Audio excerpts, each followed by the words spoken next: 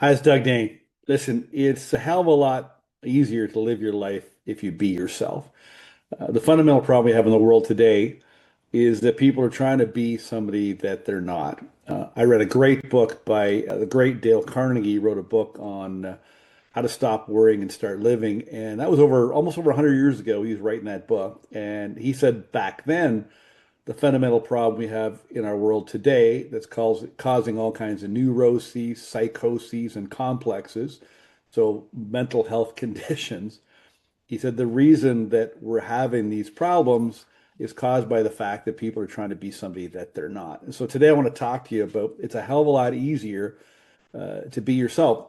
Most people think life is hard because they're not doing enough. They're go-getters, they're overachievers. They got performance anxiety. They don't think they're disciplined enough. They don't think they're confident enough. They don't think that they're motivated enough. These are all so-called personality traits, labels that they give themselves. But that's not really what the problem is. Life feels hard because you're pretending, and pretending is exhausting. It actually takes a lot of energy.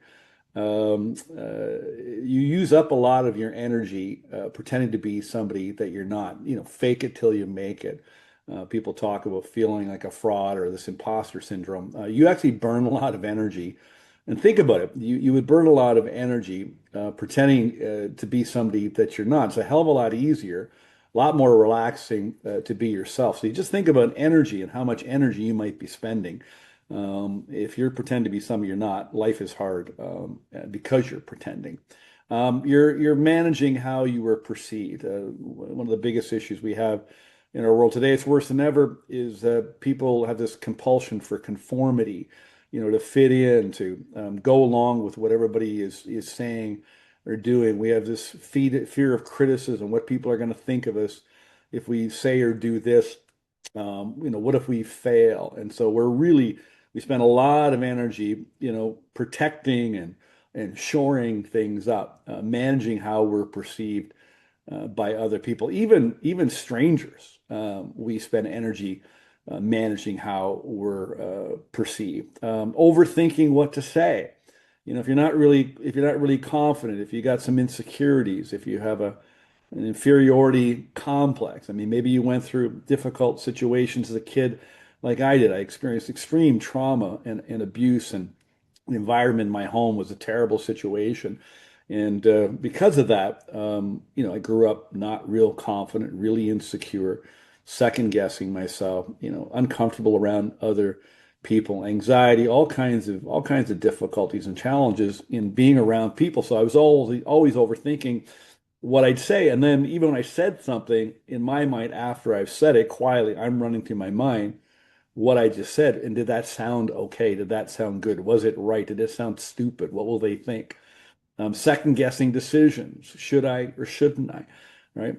Analyzing, ruminating, procrastinating, asking for people's opinions and advice just to gather enough confidence to make a decision so we don't screw up. And again, because we're worried about what people think, and we don't want to fail, we second guess. So that burns a lot of energy.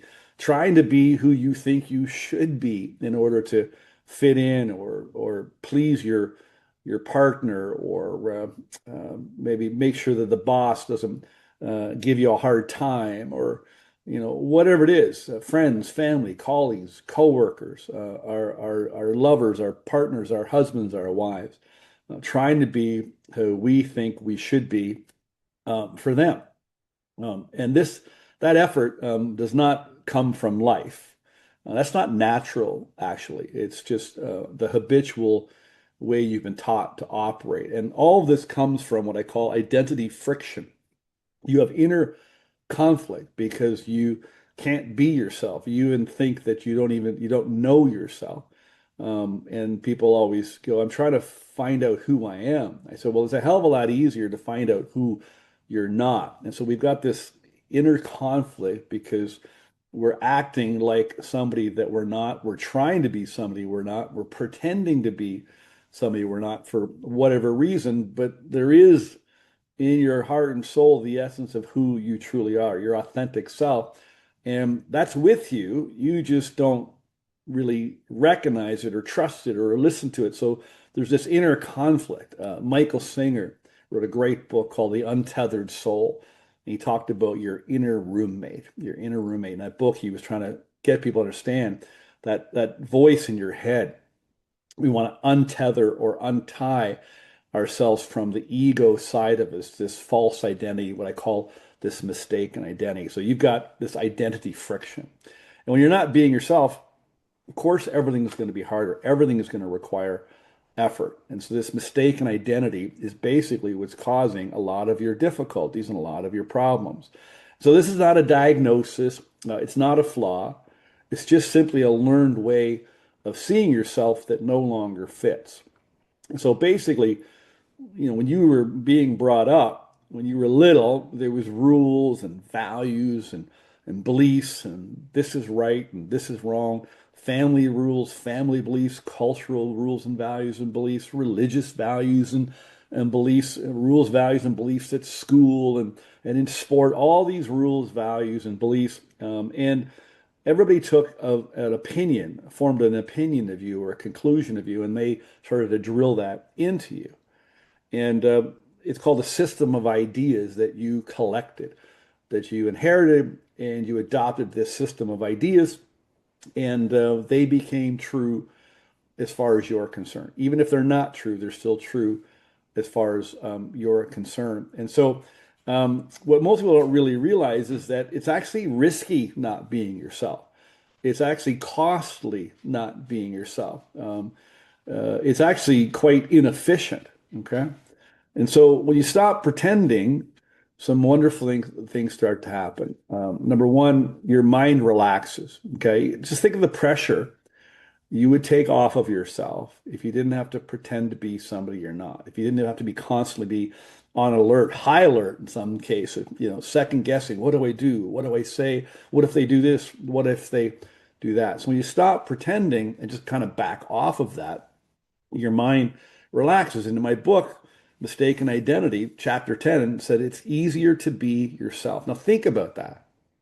It's got to be easier to be yourself. And so when you stop pretending, your mind relaxes, your thinking clears, your confidence stabilizes, you stop fighting yourself and fighting others and fighting off and fending off others.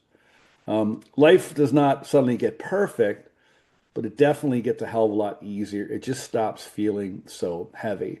And this is the process that I take people through. I call it reset. And so what we've got to do is we've got to clear up your mistaken identity, and then we have to reset your mind and reset your life, or renew your mind, renew your mind. And so it's not about fixing you, because there's nothing wrong with this. There's nothing to fix. There's nothing wrong with you. It just gets rid of this mistaken identity.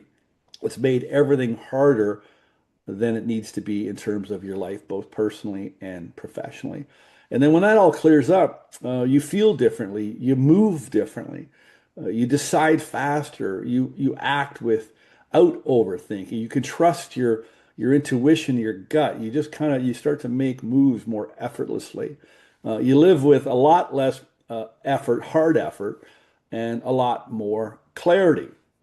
And so if life has felt, heavier than it should, it's not because you're broken. It's not there's something wrong with you. It's because you've been carrying who you were taught to be. You've been pretending to be this certain person, operating a certain way, what I call your mistaken identity. And that's basically running the show. What we all have to understand is that our mind, we've got this wonderful gift called our mind. And your mind basically runs all of your thinking. Your mind directs your brain and your nervous system. And you've got this internal GPS, this internal compass, we call it. It's an internal compass. And that is your point of you.